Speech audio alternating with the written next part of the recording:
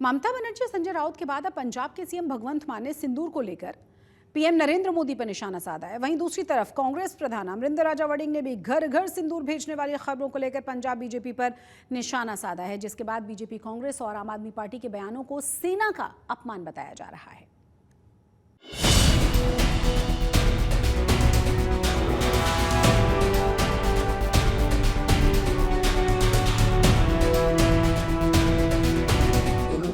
One nation one husband, ये scheme है। मोदी की नसों में लहू नहीं, गरम सिंदूर बह रहा है। ऑपरेशन सिंदूर के रूप में पूरी दुनिया ने देखा है।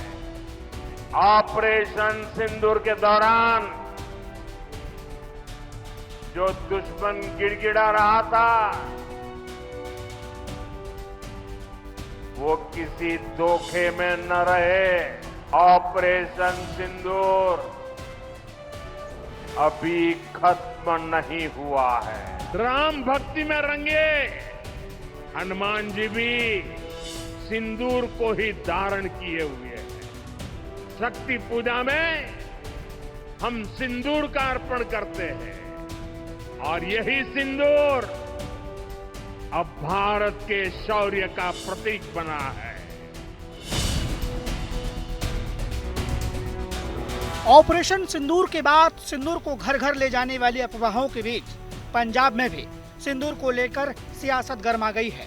पश्चिम बंगाल की सीएम ममता बनर्जी और शिवसेना उद्धव गुट के नेता संजय राउत के बाद अब पंजाब के सीएम भगवंत मान ने सिंदूर को लेकर विवादित बयान दिया है। वन नेशन वन हस्बैंड, ये स्कीम है।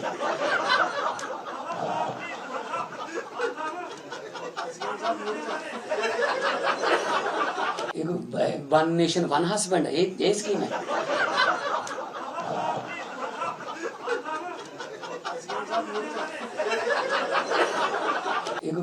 वन नेशन वन हस्बैंड, ये स्कीम है।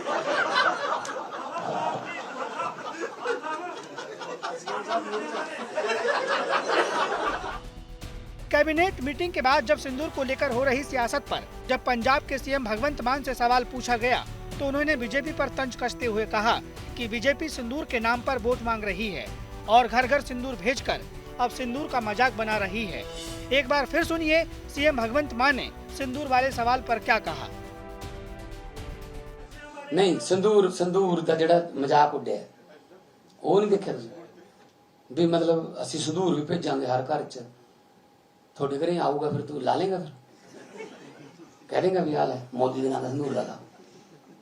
एक वन नेशन वन हस्बैंड, ये स्कीम है।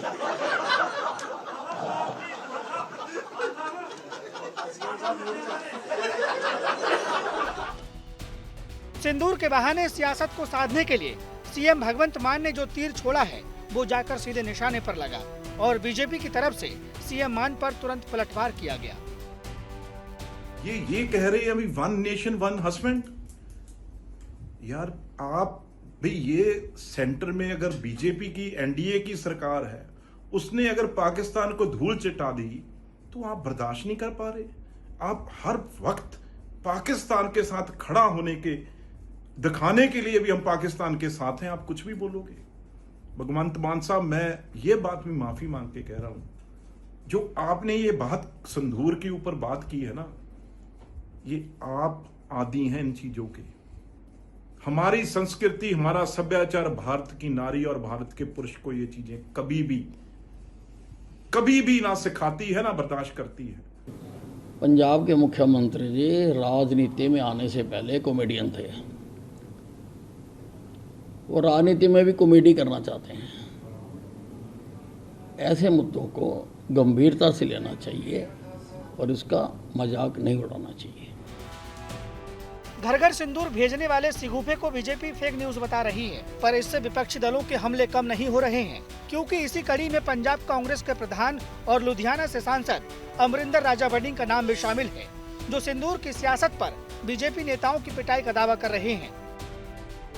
बीजेपी संदूर लैके घरां घरां च हो जाए, ਕਿਉਂਕਿ ਇਹ ਪੰਜਾਬ ਦੀਆਂ ਔਰਤਾਂ ਹੈ, ਬੀਜੇਪੀ ਨੂੰ ਵਾਲਿਆਂ ਨੂੰ ਸੱਦ ਕੇ ਕੁੱਟਣਗੀਆਂ, ਕਿਉਂਕਿ ਸੰਦੂਰ ਕੇਵਲ ਤੇ ਕੇਵਲ ਔਰਤ ਦੇ ਪਤੀ ਦਾ ਹੱਕ ਹੈ, ਨਾ ਕਿ ਬੀਜੇਪੀ ਵਾਲਿਆਂ ਦਾ ਹੱਕ ਹੈ ਵੀ ਅਸੀਂ ਸੰਦੂਰ ਵੰਡਦੇ ਰਹੀਏ। ਉਹ ਆਪਦੀ ਸਿਰ ਤੇ ਜਦੋਂ ਮੱਥੇ ਤੇ ਸੰਦੂਰ ਲਾਉਂਦੀਆਂ, ਉਹ ਆਪਦੇ ਪਤੀ ਦੀ ਚੜ੍ਹਦੀ ਕਲਾ ਵਾਸਤੇ ਤੇ ਸਦਾ ਸੁਹਾਗਣ ਰਵੇ ਉਹਦੇ ਵਾਸਤੇ ਲਾਉਂਦੀਆਂ। ਆਪਰੇਸ਼ਨ ਦਾ ਨਾਮ ਲੈਣਾ ਇਹਨਾਂ ਦੀ ਜਿਹੜੀ ਸੰਦੂਰ ਦੇ ਨਾਮ ਤੇ, ਮੇਰੀਆਂ ਭੈਣਾਂ ਦੇ ਨਾਮ ਤੇ ਆਪਦਾ ਕੰਮ ਦੁਕਾਨਦਾਰੀ ਚਲਾਉਣਾ ਚਾਹੁੰਦੇ ਹੋ ਨਾ ਜਾਖੜ ਸਾਹਿਬ ਤੇ ਬਿੱਟੂ ਸਾਹਿਬ, ਜੇ ਉਵੇਂ ਨਾ ਨੰਗੇ ਪੈਰੀ ਮੋੜਿਆ ਤੁਹਾਨੂੰ ਤਾਂ ਤੁਸੀਂ ਵੇਖਿਓ ਹੁੰਦਾ ਕੀ ਹੈ।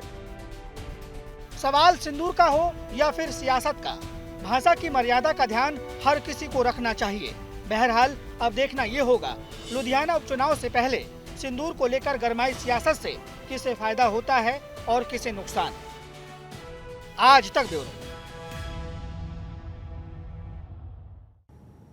एक तरफ पंजाब के सीएम भगवंत मान ने ऑपरेशन सिंदूर पर आपत्तिजनक बयान दिया, तो दूसरी ही तरफ इंडिया गठबंधन के कई दलों ने कॉन्स्टिट्यूशन क्लब में बैठक की और सरकार से ऑपरेशन सिंदूर को लेकर संसद का विशेष सत्र बुलाने की मांग की, जिसके लिए 16 दलों ने मिलकर पीएम को पत्र भी लिखा है, जिस पर करीब 250 सांसदों ने सिग्नेचर्स किए हैं। हालांकि इस मौके पर इंडिया गठबंधन में दरार भी देखने को मिली है, क्योंकि आम आदमी पार्टी इंडिया गठबंधन की इस बैठक से नदारद रही। अब आम आदमी पार्टी अलग से पीएम मोदी को संसद सत्र के लिए पत्र लिखने की बात कह रही है। सिंदूर वाली सियासत के बीच पंजाब के तरन तारण में पुलिस ने पाकिस्तानी जासूस को गिरफ्तार किया है। पुलिस के मुताबिक आरोपी पिछले 5 साल से पाकिस्तान के लिए जासूसी कर रहा था और इसके अलावा आरोपी ने मोबाइल फोन से 20 से ज्यादा ISI एजेंट्स के नंबर भी मिले हैं।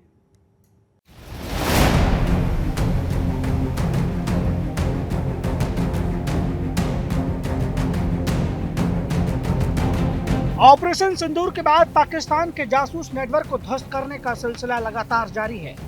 इस बीच एक बार फिर पंजाब के तरन तारण जिले से एक और पाकिस्तानी जासूस को गिरफ्तार किया गया है, जो ISI को भारतीय सेना की डिप्लॉयमेंट और मूवमेंट समेत अन्य खुफिया जानकारी को भेजता था। जासूसी केस में गिरफ्तार हुए शख्स का नाम गगनदीप सिंह है, जो तरन तारण के रोडुपुर मोहल्ले में रहता था।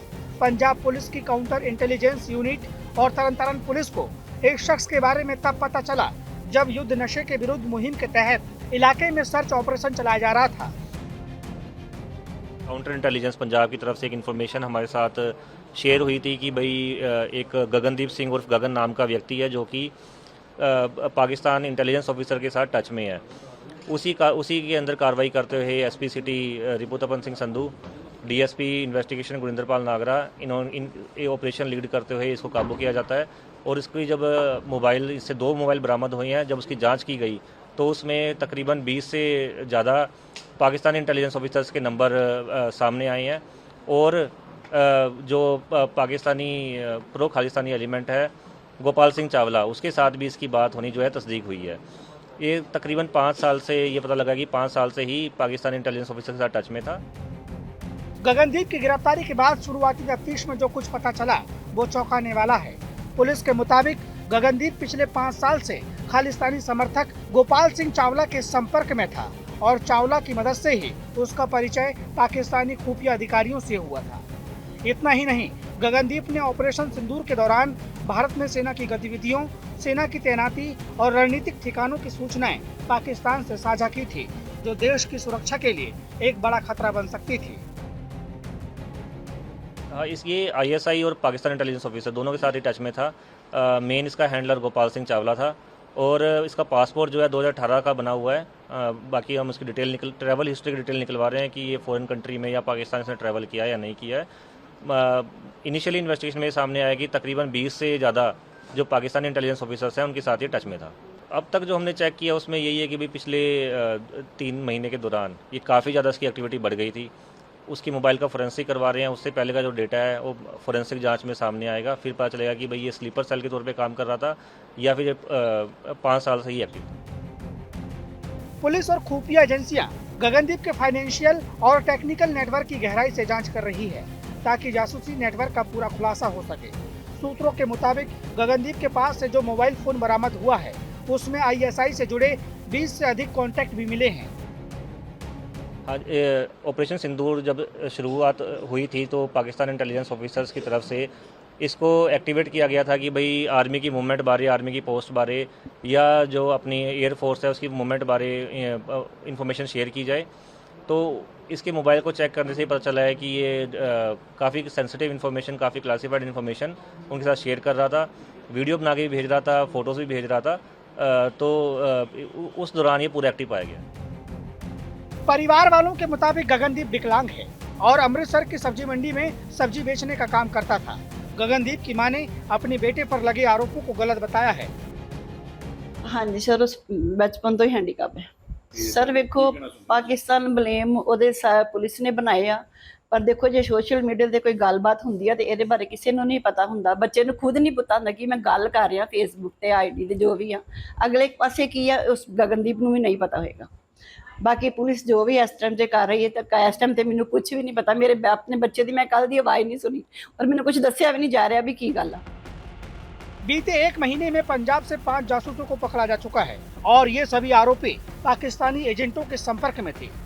4 मई को अमृतसर से पलक शेर मसीह और सूरज मसीह को गिरफ्तार किया गया। 11 मई को मलेरकोटला से महिला जासूस गजाला खातून और यामिन मोहम्मद गिरफ्तार हुए। 13 मई को भटिंडा में रकीब नाम के शख्स को जासूसी केस में गिरफ्तार किया गया। पंजाब के अलावा राजस्थान, कश्मीर से भी पाकिस्तान के लिए काम करने वाले जासूसी नेटवर्क का खुलासा हुआ है। राजस्थान में कांग्रेस के राज में मंत्री रहे सालेह मोहम्मद के पीए शकूर खान को गिरफ्तार किया गया। फिलहाल शकूर सरकारी कर्मचारी था। वहीं कश्मीर में भी जासूसी के आरोप में 3 सरकारी कर्मचारी बर्खास्त किए गए हैं। तरन तारन से मनीष शर्मा के साथ आज तक ब्यूरो।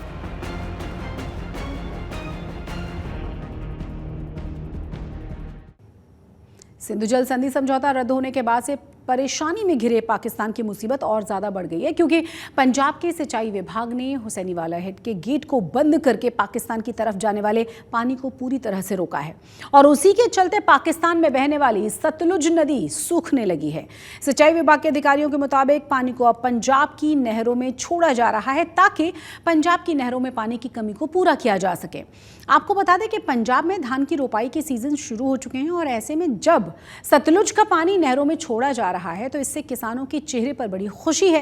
वहीं दूसरी तरफ पाकिस्तान में सतलुज का पानी नहीं पहुंचने से सूखे की नौबत आ गई है। हुसैनीवाला हेडवर्क से हमारी 2 नहरें निकलती हैं, ईस्टर्न कनाल और ओल्ड बीकानेर कनाल। वहाँ से हम पानी चलाते हैं अपनी पंजाब की नहरें के लिए। हुसैनीवाला हेडवर्क्स के डाउन स्ट्रीम में पानी नहीं छोड़ा जाता है। सिर्फ जो पानी है हम अपनी नहरों में ही छोड़ते हैं किसानों को पानी देने के लिए, क्योंकि अभी आपको पता ही है धान की बिजाई का समय शुरू हो गया है। तो हमने अपनी पूरी तैयारी कर ली है, नहरों की सफाई वगैरह भी कर ली है। तो हम पानी धीरे धीरे नहरों में बढ़ा रहे हैं और नहरों में पानी छोड़ा जा रहा है। लुधियाना में होने वाले विधानसभा उपचुनाव से पहले पंजाब की मान सरकार ने एससी परिवारों को बड़ा तोहफा दिया है।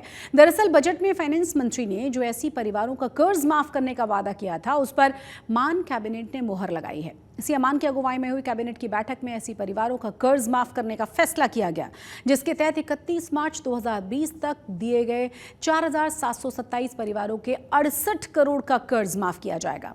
आपको ये भी बता दें कि सारे कर्ज लोगों को काम शुरू करने के लिए दिए गए थे और इसमें एजुकेशन लोन भी शामिल था।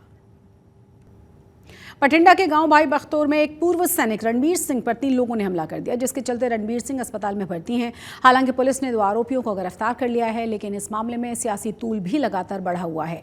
एक तरफ जहां गांव के लोग शख्स ने रोष जाहिर करते हुए उनका गांव बिकाऊ है का पोस्टर चस्पा कर डाला था, जिस पर पुलिस ने उससे पूछताछ की और उसने एक एसएचओ पर डराने के धमकाने के आरोप लगाए, तो पुलिस इस पूरे मामले की जांच में जुटी हुई है। वहीं इसी बीच कांग्रेस के विधायक प्रगत सिंह पीड़ित का हाल जानने पर अस्पताल भी पहुंच गए, जहां उन्होंने मान सरकार को आड़े हाथों लिया। वहीं अकाली दल ने भी सीएम मान सरकार पर निशाना साधा है और कानून व्यवस्था पर एक बार फिर से सवाल खड़े किए हैं। ये नशा तस्करां दे इन्ने हौसले वध गए कि ये फौजियां तक नूं माफ नहीं ਜਿਹੜੇ ਕਰਦੇ। सो ਆਪਾਂ ਕਿੱਥੇ ਖੜੇ ਆ, ਆਪਾਂ ਕੀ ਕਲੇਮ ਕਰਦੇ ਆ। ਔਰ ਇਹ ਭਗਵੰਤ ਮਾਨ ਜੀ ਤੁਸੀਂ ਇਸ ਗੱਲ ਲਈ ਮੈਨੂੰ ਲੱਗਦਾ ਆਉਣ ਵਾਲਾ ਸਮਾਂ ਤੁਹਾਡੇ ਲਈ ਵੀ ਬਹੁਤਾ ਚੰਗਾ ਨਹੀਂ ਹੈ। ਸਮਾਜ ਦੇ ਵਿੱਚ ਜਿਹੋ ਜਿਹਾ ਤੁਸੀਂ law and order the situation, ਸਮਾਜ ਦੇ ਵਿੱਚ ਫਰੌਤੀਆਂ ਦੀਆਂ ਜਿਹੜੀਆਂ ਸਾਰਾ ਕੁਝ ਕੌਲਾਂ ਆ ਰਹੀਆਂ, ਇੰਨਾ ਗੁੰਡਾਇਜ਼ਮ ਕਦੀ ਪੰਜਾਬ ਦੇ ਵਿੱਚ ਹੋਇਆ ਨਹੀਂ ਸੀ।